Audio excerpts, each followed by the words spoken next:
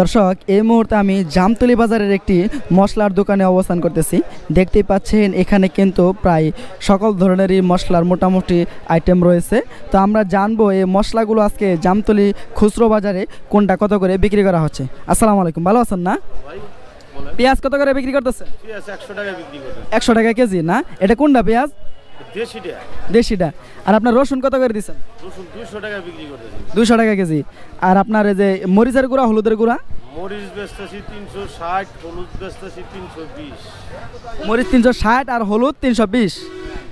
আর আপনার মশারি কত করে বিক্রি করতেছেন কোনটা? চিকনটা হলো 110, মোটাটা হলো 110, চিকনটা 130। চিকনটা 130 না? আর আপনার অ্যাঙ্গল কত করে বিক্রি করতেছেন? অ্যাঙ্গেল 80 টাকা কেজি। 80 টাকা না? আপনার এই যে রাঁধুনি সস? রাঁধুনি সস বেচতেছি 320 টাকা কেজি। 320 টাকা।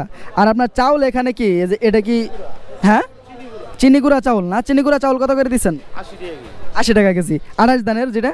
29 এটা 29, সরি 29 কত করে দিন? 74, 54 টাকা কেজি। কম হবো না?